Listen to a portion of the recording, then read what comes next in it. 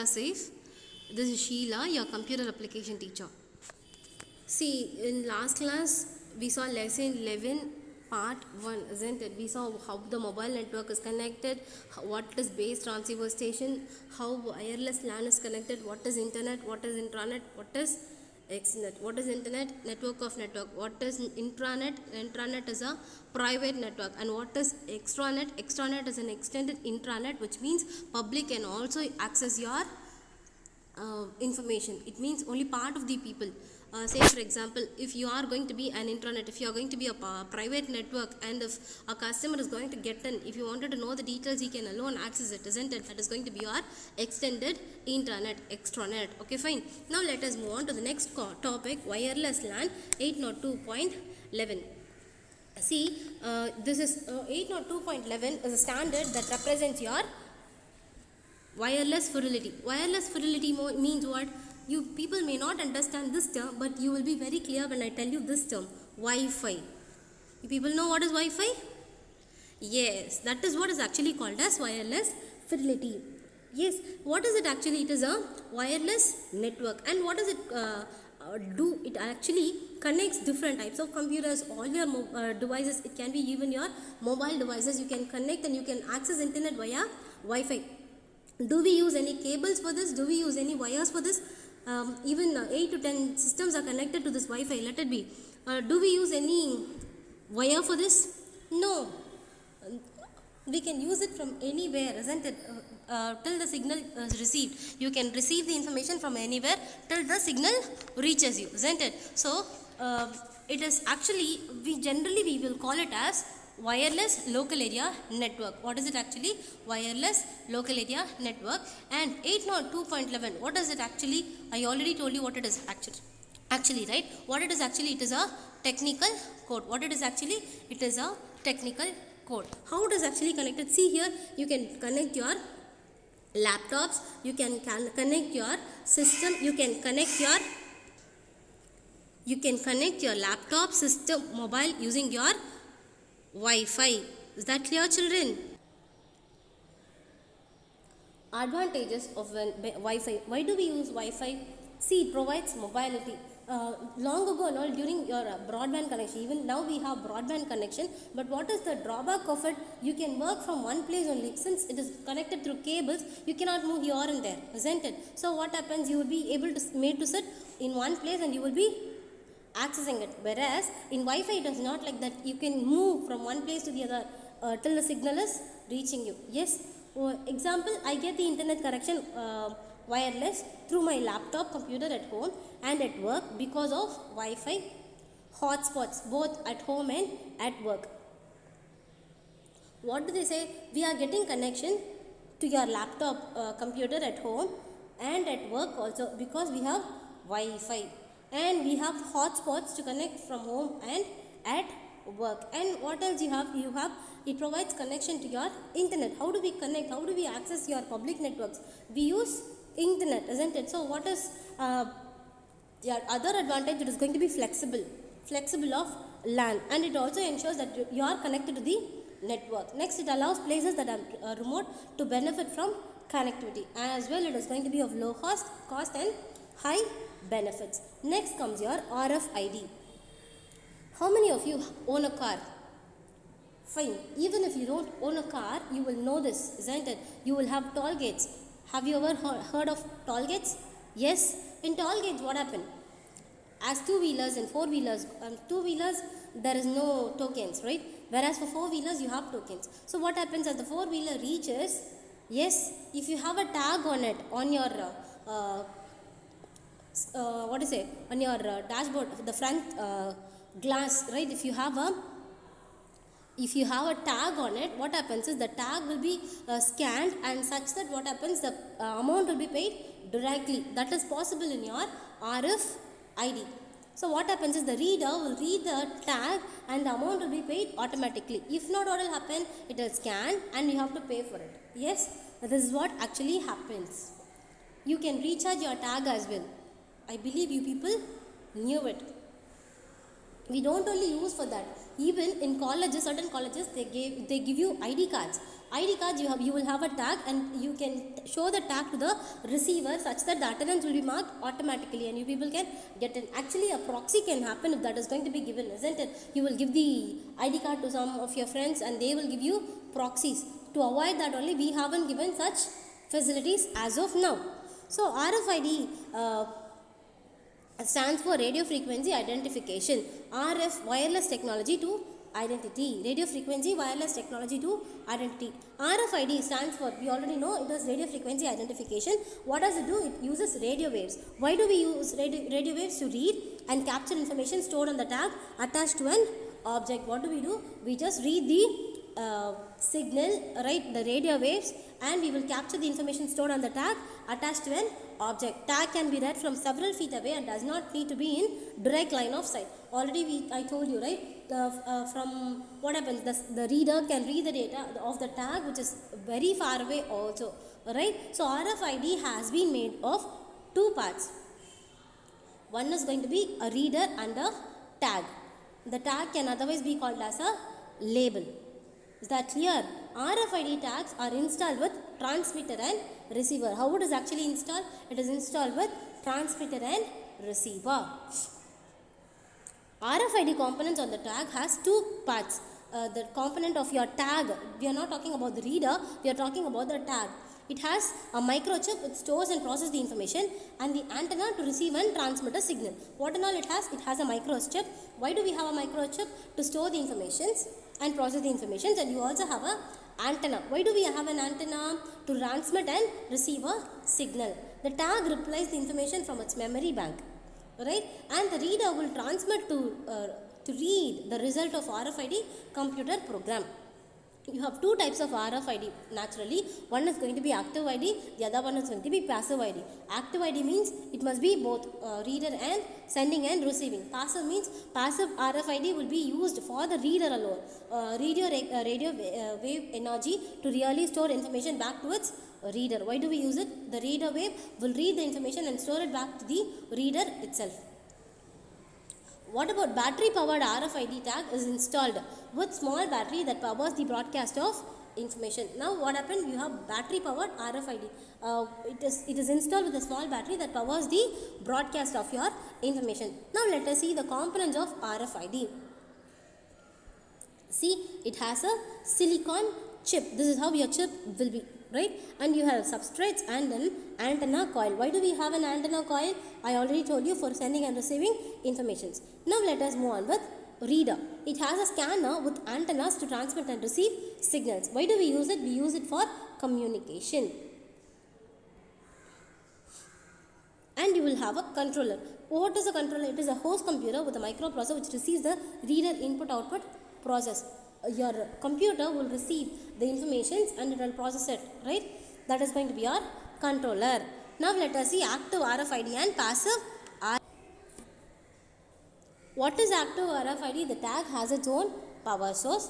These systems are used for larger distance and track high value routes like vehicles. Why do we use this active RFID? See, it has its own power source. What happens is from larger distance also it can track the goods value goods like vehicles. Yes, it can tag them from the larger distance itself. What about passive RFID? Passive RFID, the tag gets power through power from the reader and antenna to the tag antenna. They are used for shorter range transmission. See, active is for larger distance and passive RFID is for shorter range transmission. Now let us see working of passive RFID.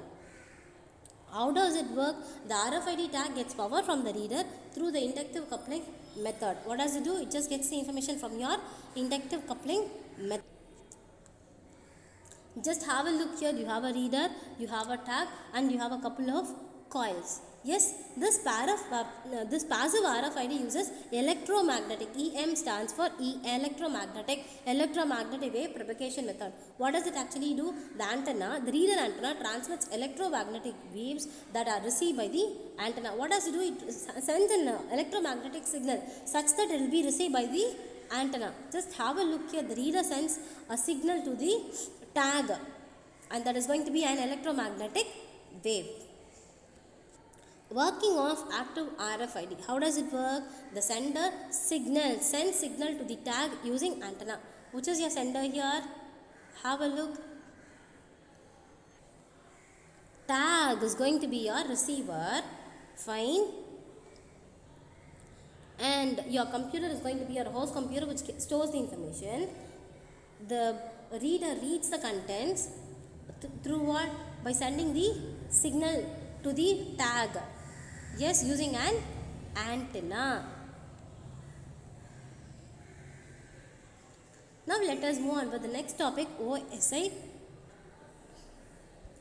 OSI model. OSI model stands for Open Source Interconnection. See, here we have 7 layers actually. You can remember this like this. Please do not touch Steve's pet alligator.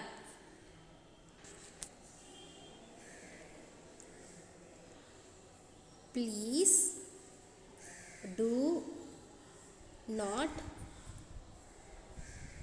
touch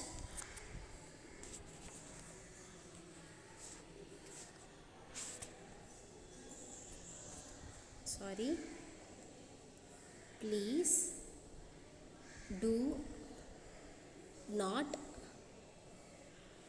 touch Steve's pet alligator. Alligator is nothing but your crocodile. P for physical layer, D for data link layer, N for network layer, T for transport layer, S for session layer, P for presentation layer, and A for application layer. These are the 7 layers that is actually available. What it is actually? Please do not touch Steve's pet alligator. Have a look here. P for physical layer, D for data link, N for network, T for transport, S for session, P for presentation, A for application. And what have we done here is, it just represents what and all protocols we will be using. This represents your TCP/IP protocols. TCP/IP is for your connection, yes, for establishing connection with in your network, yes, for that only we will be using. So physical layer, what and all will it have? Cables, connectors, hubs we will be having. Yes, 10 base T, 100 base T and all is going to be cable sizes that we will see in our network, computer networks lesson.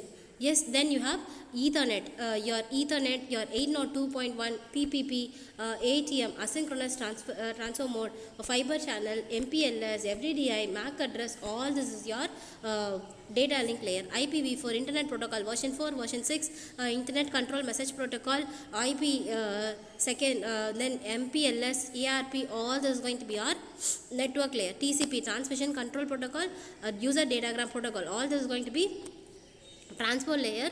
NetBIOS, SAP, handshaking connections, ASCII characters is going to be layer 6.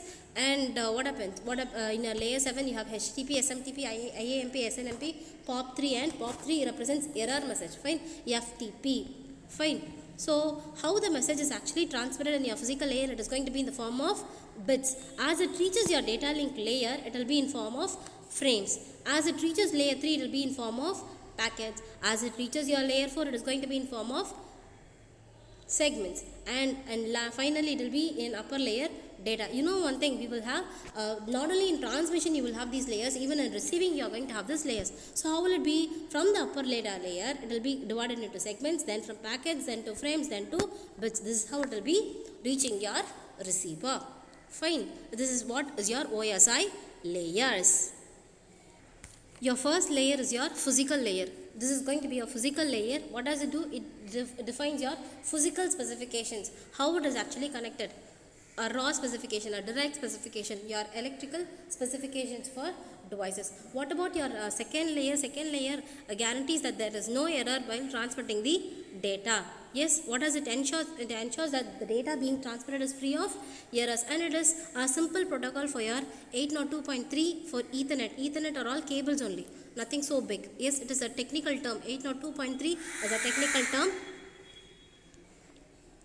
802.3 is a technical term for Ethernet, and 802.11 is a technical term for your Wi-Fi. What about network layer? Network layer is a third layer, and it determines the path of data of packets. See, if a network is of A to Z, yes, A to Z A to B, B to C, C to D, E to E, all that 26 letters are connected in a form of network. And if I wanted to send, it is not that it is going to be in a circular format, it can be of any format like this: A, B, C, D, E, F. Let us consider till F itself.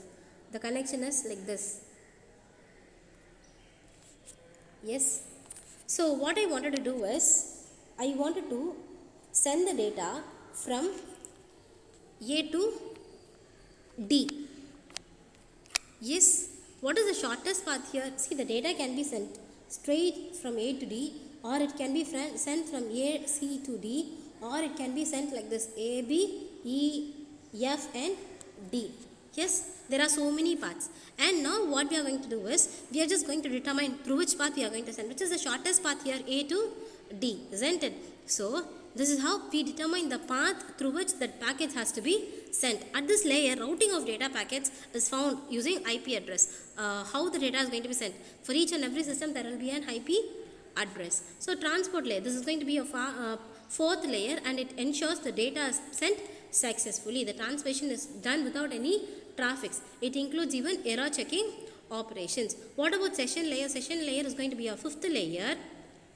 Yes, it is established between system session between different networks. Network entities. It controls dialogues between your computers. For instance, while accessing a system remotely, session is created between your computer and a remote system. Now what about presentation layer? It is going to be a sixth layer. It does translation of data to the next layer. What does it do? It just translates the data to the next layer. Prepare a data to the application layer. Encryption and decryption protocols occurs in this layer, such as SSL. What about application layer? This is going to be our seventh layer, which acts as a user interface platform comprising of softwares. This is going to be the last layer. Here only the data reaches. Yes, starts from physical layer and reaches your application layer. It acts as a user interface platform. From here only what happens, it just connects your software within the system. Next we have TCP IP. What is TCP IP? Transmission Control Protocol or Internet Protocol. What is it actually? It is a set of protocols. It is nothing but it is a set of protocols. Now you should ask me, what is protocol? I already told you protocol is nothing but set of rules. Why do we use these rules? For connecting one host, one system to the other, or from one system to other devices as well, from the server to the client, or from the client to the server. To connect, what do we use? We have protocols. It governs communication among all computers on the internet. For internet connection establishment only, we are using TCP IP. TCP IP protocol tells how information should be packaged, how it has to be sent, and how it has to be received, as well as how to get its destination. Now let us see TCP IP working. It is a combination of two protocols generally. It is a combination of transmission control protocol and internet protocol. Your internet protocol typically specifies the logistics of the packets that are sent over the network. It specifies packets which have to go, where to go, how it have to get there. So internet protocol is the one, it determines the path, which is the shortest path, through which should I send, where the traffic is very less, which path should I take, how many packets should be sent. All this is being determined by your internet protocols. Yes, the transmission control protocol is accountable for trustworthy transmission of data. It checks. The transmission control protocol just checks whether the data is being sent properly or not. Yes, see here we have sliding window and all, which is actually will be taught to you when you people get into BCA. Yes, to another degree and all, you will be learning how this data is going to be sent from one to the other. Generally, when the data is being sent from the host to the other system, and if the data is not going to reach them on a time, what happens is the data will be resent back. Yes, that is what actually happens. To avoid this, what do is, we will wait for acknowledgements. Once if we don't receive acknowledgements, we will be sending the data again. Yes, this is going to happen only through TCP. You will have acknowledgements as well. So what happens using your TCP protocol, what happens is, it just guarantees that the data being transmitted is successfully without any intruders, without any loss. It sees that the packets for errors and submits the request for transmission in case of any of them are missing. It just checks with the it just checks whether is there any parity bits, any loss in the bits, or any data is being lost. In case if there is any loss, what happens? It resends the data.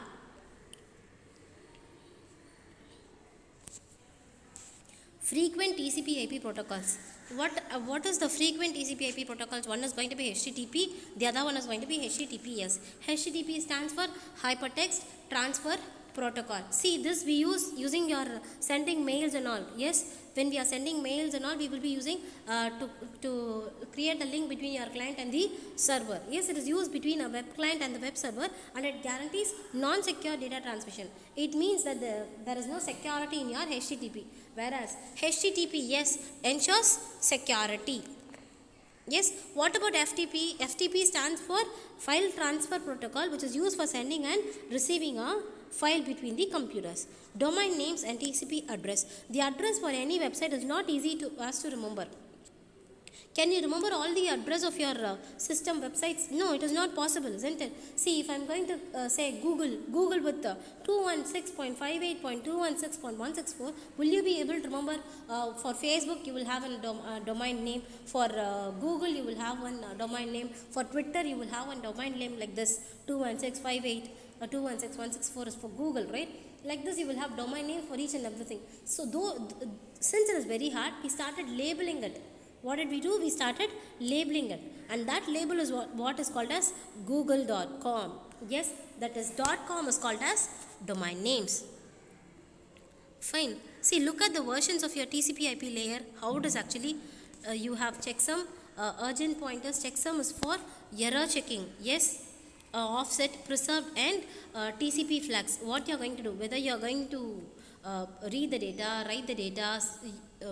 For all that, we will be using this. Offset for displacements. Yes, acknowledgement numbers, sequence numbers, from where you are going to send and where it is going to reach. Source port and destination port, what data you are going to send, what options you are going to use, destination address and source address, till how long this data can be reached. Say for example, it can be reached in 33 microseconds, it has to reach in 33 microseconds. In case if it is not going to reach in 33 microseconds, I will be resending the data. For that only we have time to live. And what protocol am I going to specify here? And header checksum is for checking the errors. I will add certain data along with my data to see that it reaches along with the end data. If it is not reaching with the end data that I have added, it means a data is actually lost. Yes. Then you have version. Version is IPv4 or IPv6, because version v4 limits the data bits and v6 extends your data bits. Length, the type of service, and total length, all this is going to be TCP/IP layer. There are different types of TCP/IP layers. One is going to be network access layer. Network access layer is used for building packets. Internet layer is actually describes how the packets are delivered. Transport layer ensures proper transmission of data.